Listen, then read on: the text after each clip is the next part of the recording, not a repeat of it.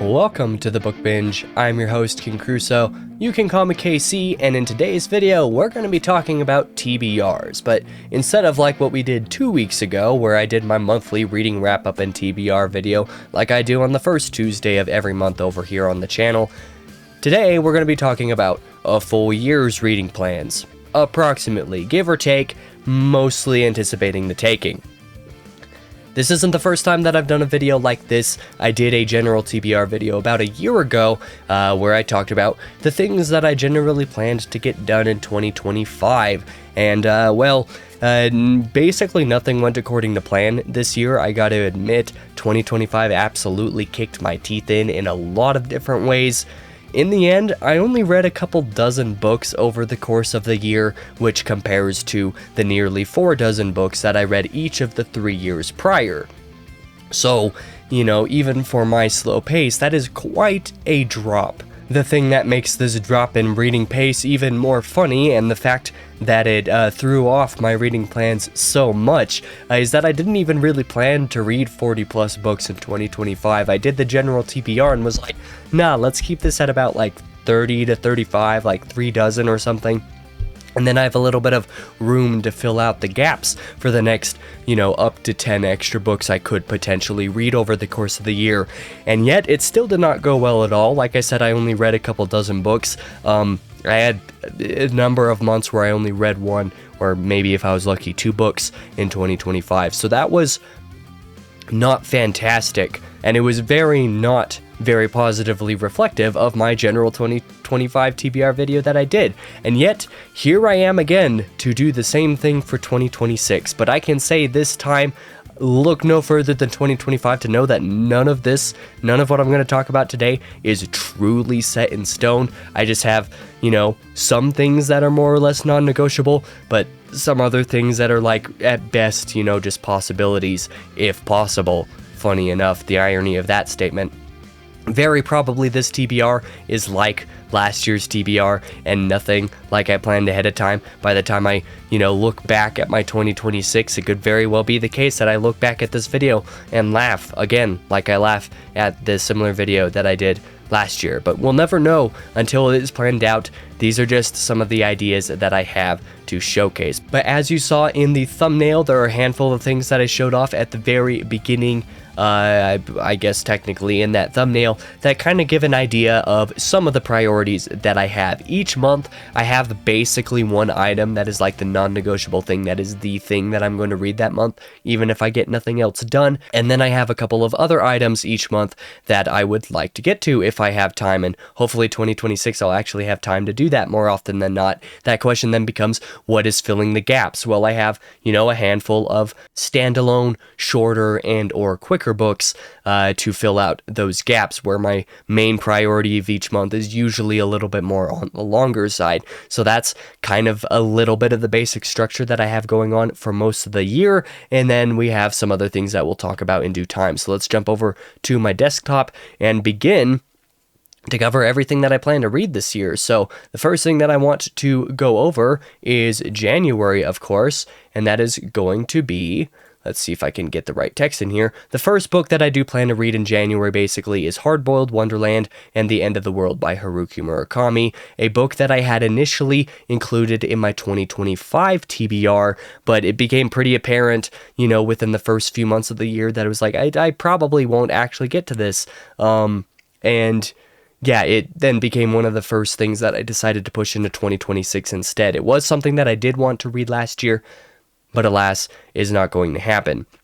And then I have a couple more books, Cujo by Stephen King and Sphere by Michael Crichton, to fill out the rest of the gaps of January, to be a couple more shorter and quicker books to read in that time, because that's what I would like to do. To be fair, there's the chance that instead of Cujo here, it could be Firestarter by Stephen King. It depends on which Stephen King book I manage to get read in December. So this is just the idea that I have. January is going to be a little bit more about shorter books here. Oh, sorry, that's not what I wanted to do. Shorter books here that are on the standalone side and something that I can get through a little bit quicker, and hopefully have a little bit of variety in there before I get into the real big things that are going to be happening in February, March, and April. Speaking of February, March, and April, let's talk about some of those. In February, the main ticket item that I do plan to get to is beginning the last arc of the Wheel of Time with the Gathering Storm. That is the primary thing that I plan to get done in February, and I anticipate that to take basically the entire month. If I have any extra time to read anything else, I'm going to be reading Percy Jackson's Greek Gods by Rick Riordan, which is a collection of a handful like shorter bits and pieces of stuff that I could pick up now and again, just kind of in between to fill out some gaps. And because I meant to read the Greek Gods and Heroes books in 2025 actually, but again, time got away from me and it didn't end up happening, so I'm choosing to use this to fill out a gap in February if I happen to have time for it. And then I also plan to restart reading the Silmarillion next year as well, before I get to something that we'll talk about a little bit later in the video. Restarting the Silmarillion, I'm probably going to do that audio/immersive. I had initially started that, I forget how far into it I got. I have a bookmark in there. I want to say it's probably like, not a third of the way through, but it's probably like 20% of the way through or something like that, maybe even a little bit more, that I was doing eyeball reading, so I do want to restart that. That is something else that I want to start in February, and a lot of this is going to be pretty familiar through the next couple months. I'll go ahead and actually reveal everything from the next couple of months, April and March here, where I plan to get through the last couple books of the Wheel of Time. Instead of taking the 1 to 2 months gaps in between each book in 2026, I plan to actually just plow through and get through the rest of Wheel of Time, get through that whole last arc basically back to back, just do them all, get them all done at once, and then I can be done with the series within 3 years instead of taking 3.5 years to do it. So those are like the main ticket items, like I said before, for these 3 months. Percy Jackson's Greek Gods and Greek Heroes are the next, like, kind of backup things, Rick Riordan stuff to read if I have any extra time these couple of months, and then doing the audiobook/immersive reading for the Silmarillion in the off time in the meantime over the course of 3 months is something that I think is totally doable, so that's something that I'm going to be trying to do over the first third of next year. I mean, there's a solid chance that I start doing this in January even, but this is just the way that I have it planned out in the meantime here. And you'll also notice in italics each month with The Girl from the Other Side here, that is a manga that I'm starting to read in December here. And I plan to finish that early next year, however long that takes. We'll see how long that takes. I'm not entirely sure, but I have it listed in here as just kind of like the other thing that I'll be doing. The other thing to mention is that in April, I also have Eaters of the Dead by Michael Crichton listed out here just so that I can finish that triple collection with Sphere and Congo and Eaters of the Dead. Since I plan to read Sphere early next year, at some point next year, I also plan to get through at least Eaters of the Dead so that I can, kind of have that nice stopping point there, so I don't have this one binding that has a bookmark in the middle of it for 1.5 million years longer, like I've already had for most of this year. That is a lot of the plans for the first handful of months of 2026, and this is the portion of the year, the first third of the year, where I can say this is more or less what I'm planning to do, where some things might move around a little bit. If I get a little bit extra done, that'll be cool. If I don't get all of this done and things have to move a little bit, that's fine, but this is basically what I plan to get through over the first few months.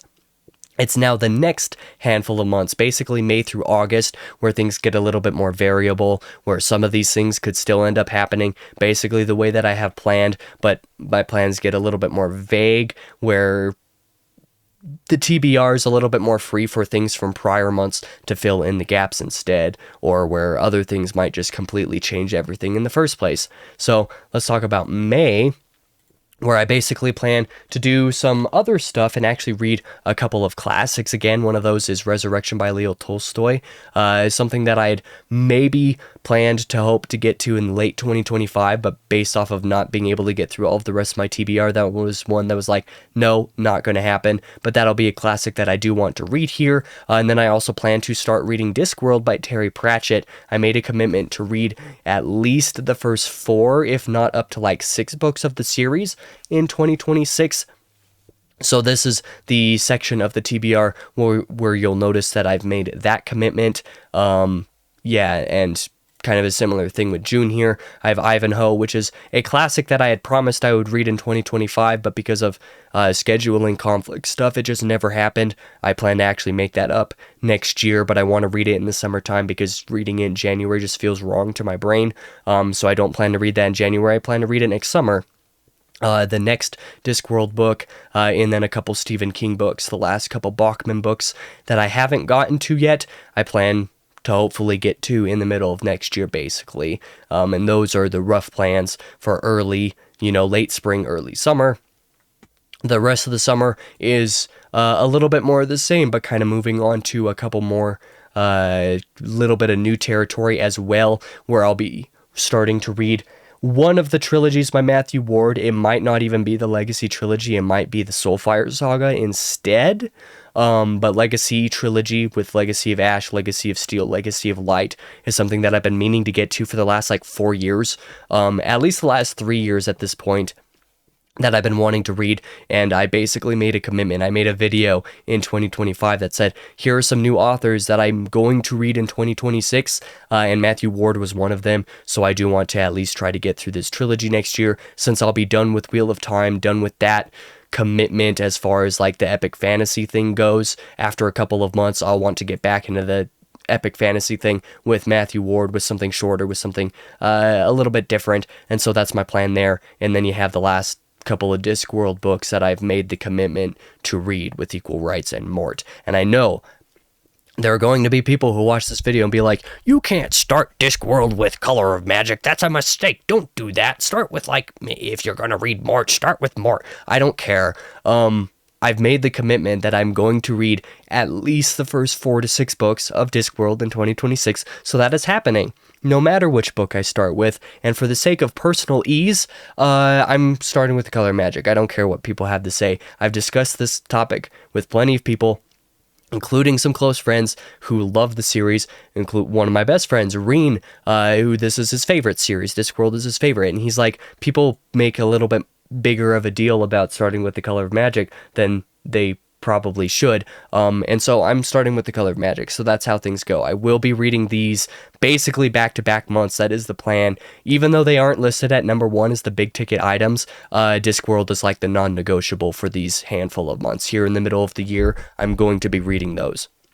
That is happening. And then the other thing that I plan to fill in the gaps, if I have time, because the Legacy series is big, if I have time, I do want to actually circle back around to and read the Magnus Chase and the Gods of Asgard trilogy by Rick Riordan, another thing that I'd hoped to get to in 2025, but just didn't have time for. And so that's going to be something else in September, is finishing the Legacy trilogy, the last one of those books by Rick Riordan. That's how things go. Assuming that I'm able to get through any of that in the first place, with the last fill-in item for September being another Haruki Murakami book, this is when things start to get a little bit more variable. It's if I want more Murakami, that's going to be the next one I read, probably, is going to be Norwegian Wood, following Hardboiled Wonderland and the End of the World. It might not be that, and also depending on how the 4 Discworld books go at that point, pretty heavy chance that I decide to continue with that and instead switch that book out for Sorcery, the 5th book in the series, which, you'll see that kind of continue into October, because these last 4 months here are when the TBR gets a lot more variable. You'll see that a little bit more here in just a moment. October, you'll see I have another thing where Lord of Dark Places by Hal Bennett, a book, another personal favorite of many friends of mine. And it's a book that I kind of want to read, that I might throw in October for spooky season reasons, even though it's not a horror book per se. It's just going to be something a little bit darker tonally. That instead I might switch out for Weird Sisters by Terry Pratchett, the 6th Discworld book, if I decide that I want to continue that train of reading a Discworld book a month, and if I have time to do that, that might be something that I do in October instead. So that's cool. And then getting back to more Stephen King with a novella collection for spooky season, that's something that I have filled in there, but again, who knows what's going to happen. In October, the only book that I know that I'm going to read in October, basically, is Lord of the Rings, the entire trilogy. I'm going to do a reread of that. That's the reason for doing the Silmarillion and actually restarting that and getting through that earlier in the year, is so that I can reread Lord of the Rings in October as a buddy read with Reen, since that will be Reen's first time And I want to reread Lord of the Rings now that it's been a few years, and because I do want to get back through the Silmarillion again, and because rereading the Silmarillion just makes me want to reread Lord of the Rings every time I've touched it. I plan to reread Lord of the Rings in 2026. That is the main thing that I plan to get done in October. So that is my basic plan there. November, I also have another buddy read going on with Reen that I'm going to be doing that makes up the main thing of what I'm going to be reading that month. And that is, as you can see here, Hitchhiker's Guide to the Galaxy with the restaurant at the end of the universe included. The first 2 books of the series are kind of basically what I want to read from that series for all intents and purposes, but Hitchhiker's Guide is something that Reen really likes, and he turns 42 in November of 2026, and since, 42 is the answer to the universe, he plans to reread a couple of the Hitchhiker's Guide books for his birthday in November, since that's when his birthday is. And I decided that I want to read those first couple books as well, so I'm going to join for those first couple books. That is going to be the main thing that I read in November. If I have any time after those 2 books are done, which I anticipate I probably will, Notre Dame de Paris by Victor Hugo is another book that I want to read in November, just kind of as a mood thing to get another classic in there, because I really want to read this. I loved Les Mis. Absolutely incredible book. It's tied for my favorite book of all time, and I wanted to read another Hugo, and November just sounds like the right time to read another Victor Hugo book, because Les Mis I read over the course of the entire November of 2022 back when I read that. That was a great experience, and so I want to read more Hugo, and November sounds like the right time to do that. So that is basically my plan for November. Getting a little bit looser there, and probably affording me a little bit more time to catch up on stuff if I'm not caught up, or to fill in gaps if I need to, whatever. December is definitely the loosest month, where it's like by the time December rolls around, I can't guarantee anything. So I'm not going to plan 3 books or anything like that over the course of that month. What I'm instead going to do is just try to read World Without End by Ken Follett. Another thing kind of like Victor Hugo, where it's like I want to read another one of those Pillars of the Earth books, but reading them at basically any other time besides December feels wrong, because I read the entirety of Pillars of the Earth over the course of just like 2 or 2.5 weeks in December of 2024. That was incredible. I loved that book a ton. I know that World Without End is basically just as popular, and I want to read that, and I don't have time to do so this year, so I want to do that next year. It's like, okay, I'll just plan to make that basically my December read next year, and if there's anything more I'm able to do, we'll see. That'd be cool, but that book is 1,300 pages, no matter how fast Ken Follett reads, and he does read quite quickly. That's a big commitment, so that's something to talk about. But something else that I should note in here is I have a little note at the bottom, and that is the fact that Christopher Rocchio is going to have more material that happens in 2025, particularly special editions for some of the Sun Eater, and then maybe an extra random Adaman thing here or there that I need to copy edit or something like that. So if there's any copy editing that I need to do for Christopher Rocchio, that is something that's going to be included in my TBR at basically any point at random whenever it is that is needed. In fact, I anticipate having to copy edit at least Demon in White next year, probably relatively early in the year, so that's something that I personally have to keep in my mind. And then the only thing that I had noted in the list, something that I had included back in my 2025 TBR that I wasn't sure if I would be able to read, was the Of Blood and Bone trilogy by John Gwynne, and was the only thing from last year's TBR video that I wasn't able to include in this year's TBR video to some degree, and so that's the one thing that's just kind of sitting here. Probably not going to happen, what with finishing Wheel of Time and reading the Legacy trilogy by Matthew Ward instead. If I was a little bit wiser, I would choose to read Of Blood and Bone over these 3 months instead, because the books are shorter. I know that John Gwynne reads pretty quickly, and so that would be a little bit smarter of a decision, but I decided not to do that for some reason, so instead it's just kind of sitting here. And if somehow I happen to have enough time to throw in another fantasy trilogy, at the very end of the year or something, I don't know, just like spitballing random ideas, the next fantasy thing that I read outside of Legacy trilogy, Lord of the Rings reread, and finishing Wheel of Time, Blood and Bone will probably be that thing, so that's just kind of notated here. So yeah, that is basically my 2025 TBR, that's what I've got, or sorry, 2026 TBR, my brain is still in the complete other mode. That is basically my idea of some things that I have prepped and things that I plan to do, hope to do over the course of 2026. But like I said, 2025 kicked my teeth in, and that rough TBR video ended up not working out at all to any degree whatsoever for the course of 2025. So, very good chance that the same similar thing kind of happens in 2026, so don't anticipate any of this to be set in stone. I have some of these things that are like going to be read in 2026, but it might not be in the time frame that I have planned for it. Anything could happen.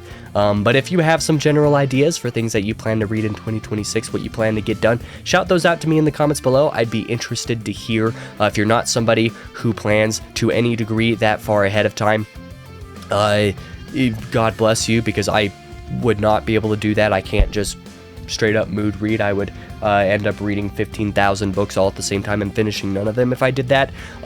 So I am envious of you if you're able to do that. But if you have some plans for next year, even if just for the first month or two of the year, I'd be curious to hear about that. Like I said, thank you for watching this video. If you did, I really appreciate it. For now, I've been your host, King Crusoe. You can call me KC, and I hope to see you guys in the next video.